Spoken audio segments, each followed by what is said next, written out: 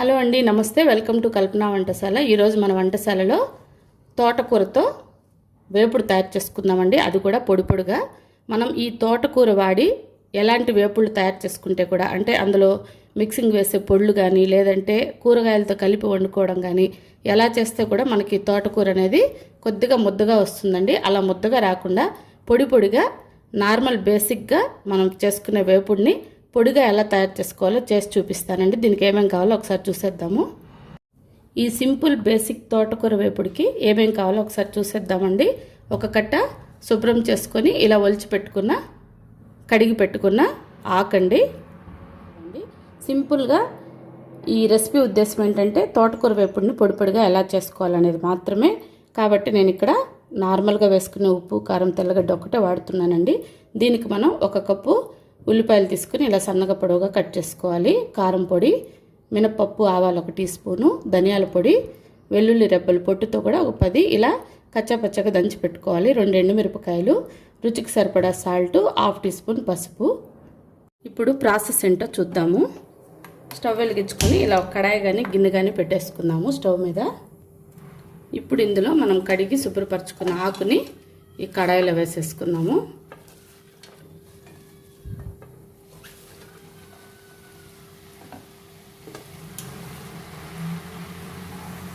ఇలా మొత్తం ఆకుని మనం కడాయిలో వేసేసుకోవాలి. ఇప్పుడు ఇందులో ఒక 1/2 టీ స్పూను సాల్ట్ వేసుకోవాలి. ఆకుకూరలో ఉప్పు ఉంటుంది కాబట్టి చూసి తక్కువగా వేసుకోండి. ఈ ఆకుకూర వరకు మాత్రమే. తర్వాత చిటికెడు పసుపు కూడా వేసుకున్నాము. వాటర్ మాత్రం అసలు వేయకండి. ఈ ఆకుకూరను కడిగినప్పుడు మనకి ఇందులోనే కొద్దిగా వాటర్ అనేది ఉంటుందండి. కాబట్టి ఆ వాటర్తోనే మనం ఈ ఆకుకూరని ఈ తడితోనే మనం ఉడికించుకోవాలి. వాటర్ పోసుకుంటే మాత్రం ముద్ద ముద్దగా అయిపోతుంది. ఇది ఫస్ట్ టిప్ అండి.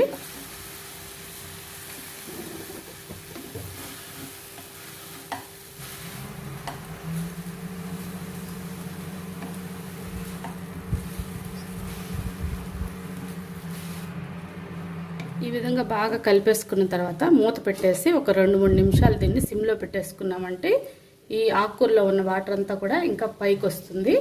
పైకి వచ్చిన తర్వాత అందులో ఆ వాటర్లో ఈ ఆకుకూర అంతా మనకి మంచిగా ఉడికిపోతుంది. సో సిమ్లో 2-3 నిమిషాలు ఉడకనిద్దాం. ఈ ఆకు 2-3 నిమిషాల తర్వాత మూత తీసి చూద్దామండి. చక్కగా తోటకూర అంతా కూడా మంచిగా ఉడికిపోయింది చూడండి 2 నిమిషాల్లో. ఇప్పుడు మనం ఇలా ఉప్పు పసుపు వేసి వాడ్చుకున్న ఆకుకూరని పక్కన ప్లేట్లోకి తీసి పెట్టేసుకోవాలి.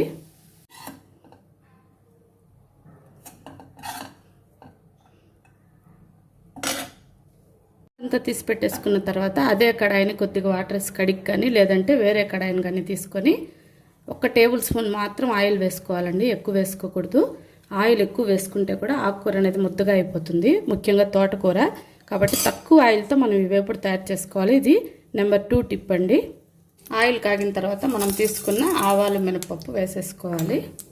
మీకు కావాలనుకుంటే కొద్దిగా శనగపప్పు కూడా వేసుకోండి. తర్వాత 2 ఎండుమిరపకాయలు ఇలా గిల్లి వేసేసుకోవాలి. తర్వాత మనం కట్ చేసుకున్న ఉల్లిపాయ ముక్కలు కూడా వేసుకోవాలండి. ఈ ఆయిల్ అనేది మనకి ఉల్లిపాయలు వేగేంత వరకు వేసుకుంటే సరిపోతుంది. మరి ఎక్కువ అనేది వేయకూడదండి. దీన్నంతా ఒకసారి కలుపుకుంటూ వేయించుకోవాలి. ఈ విధంగా ఉల్లిపాయలు కూడా హాఫ్ కుక్ అయితే చాలండి. ఇప్పుడు ఈ టైంలో మనం ఉప్పు పసుపు వేసి వాడ్చి పెట్టుకున్న ఆకుకూరని ఇందులో యాడ్ చేసేసుకోవాలి. చూసారు కదండి, ఇలా ఫస్ట్ మనం ఆయిల్ లేకుండా ఆకుకూరని మగ్గించి పెట్టుకోవాలి. తర్వాత కొద్దిగా ఆయిల్లో ఇలా ఉల్లిపాయలను వేయించుకోవాలి. తర్వాత ఈ ఆకుని ఇందులో యాడ్ చేసేసుకోవాలి.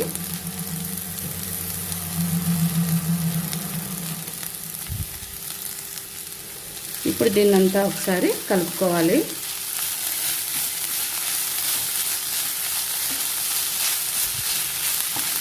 ఇలా కలుపుతుంటేనే మనకు తెలిసిపోతుందండి పొడి పొడిగా వస్తుంది కూర.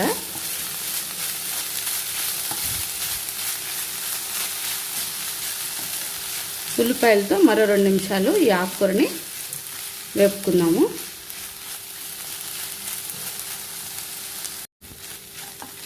ఈ విధంగా ఉల్లిపాయల్ని ఆకుకూరని కలిపి ఒక 2-3 నిమిషాలు వేయించుకున్న తర్వాత ఇప్పుడు మనం ఇందులో స్పైసెస్ యాడ్ చేసుకోవాలి. ఆకుకూరలో కొద్దిగా ఉప్పు వేసాము. ఆనియన్స్కి మనం వేయబోయే కారం పొడి, ధనియాల పొడికి, వెల్లుల్లికి తగిన విధంగా మరి కొద్దిగా సాల్టు, మరి కొద్దిగా వెల్లుల్లి రెబ్బలు,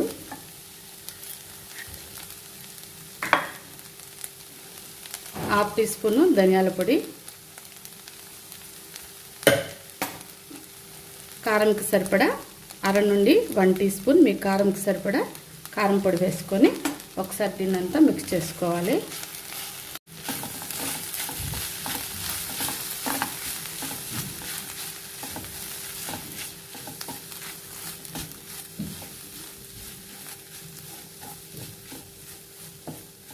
అంతే అండి. ఇలా ఉప్పు, ధనియాల పొడి, కారం, వెల్లుల్లిపాయలు వేసుకున్న తర్వాత మొత్తం కలిపేసుకొని సర్వింగ్ బౌల్లోకి తీసేసుకోవాలి.